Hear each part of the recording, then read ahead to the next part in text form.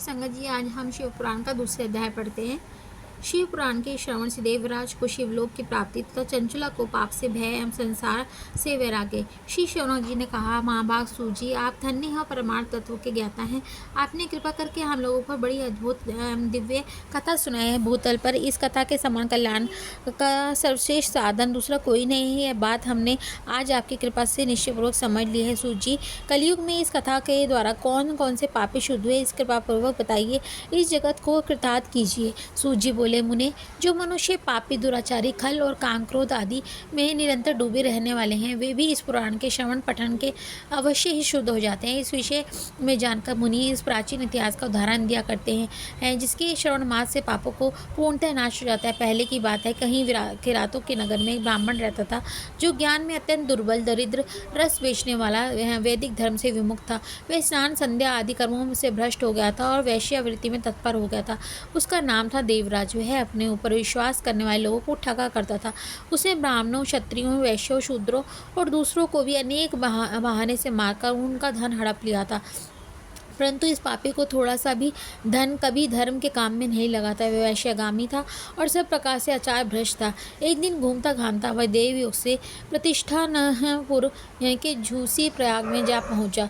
वहां उसने एक शिवालय देखा। वहां बहुत से साधु महात्मा एकत्र हुए थे। देवराज इस शिवालय में ठहर गया, किंतु वहां उस ब्राह्मण को ज्वर आ गया और उस ज्वर से उसकी बड़ी पीड़ा होने लगी। वहां एक ब्राह्मण देवता शिव पुराण की कथा सुना रहे थे। ज्वर में पड़ा हुआ वो देवराज ब्राह्मण के मुखराविंदों से निकली हुई शिव गाथा को निरंतर सुनता रहा। एक मास के बाद जब वह ज्वर से अत्यंत पीड़ित होकर चल बसा, यमराज के दूत आए और उसे पार्षद में बांधकर बलपूर्वक यमपुरी में ले गए।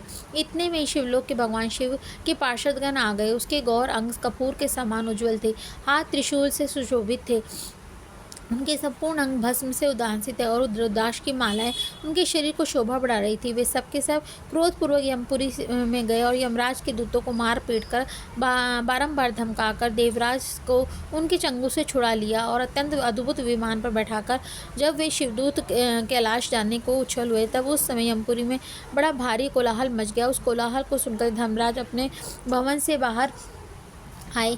साक्षात दूसरे रुद्रों के समान पतित होने वाले उन चारों दूतों को देखकर धर्मज्ञ धर्मराज ने उनका विधि पूर्वक पूजन किया और ज्ञान दृष्टि से देखा, सारा वृतांत जान लिया। उन्होंने भय के कारण भगवान शिव के उन महात्मा दूतों से कोई बात नहीं पूछी, उल्टे उन सबकी पूजा प्रार्थना की तत्पश्चात वे शिवदूत कैलाश को चले गए और वहाँ पहुँचकर उन्होंने उस ब्राह्मण को दया सागर शाम सदाशिव के हाथों में दे दिया। शौनक जी ने कहा, महाभाग सूजी, आप सर्वज्ञ हैं। महामते, आपके कृपा प्रयास से मैं बारंबार कृतार्थ हुआ।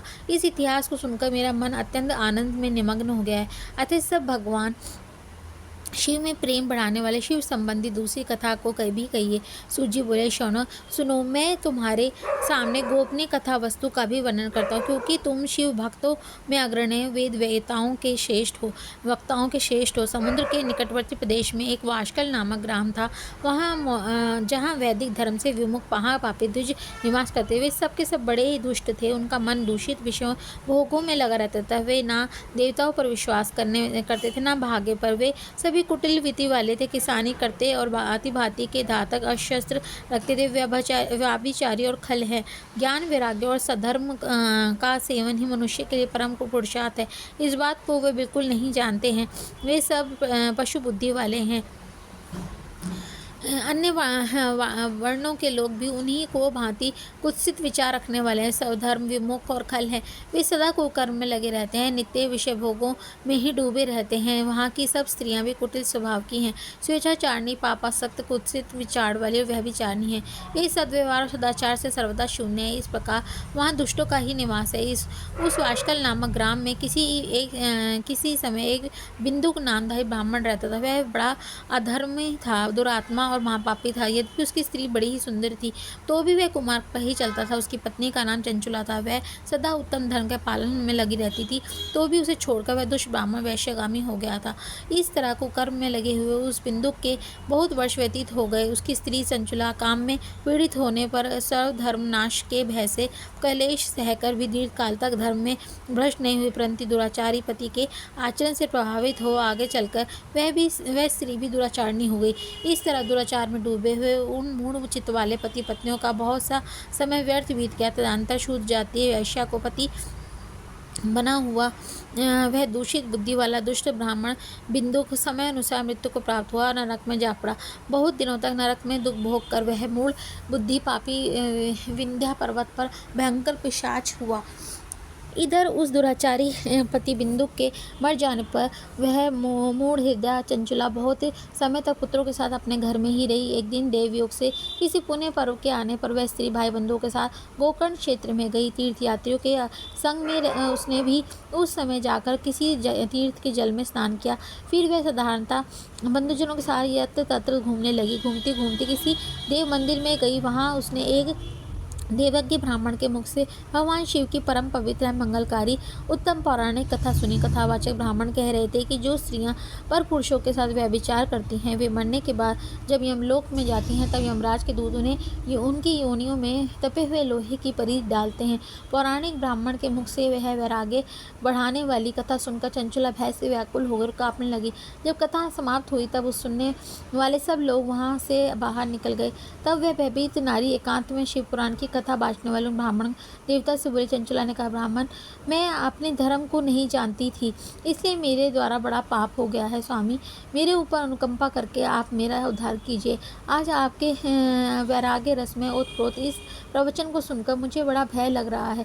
मैं कांप उठी हूँ। मुझे इस संसार में वैराग्य हो गया है। मुझे मूढ़ चित्त वाली पापिनी को धिक्कार है। मैं सर्वथा निंदा के योग्य हूँ, कुत्सित विषयों में फंसी हुई हूँ और अपने धर्म से विमुख हो गई हूँ। हाय, न जाने किस किस घोर कष्टदायक दुर्गति को मुझे सहना पड़ेगा और वहाँ कौन बुद्धिमान पुरुष कुमार्ग से मन लगाने वाले मुझ पापनी को साथ देगा। मृत्युलोक में उन भयंकर यमदूतों को मैं कैसे देखूंगी।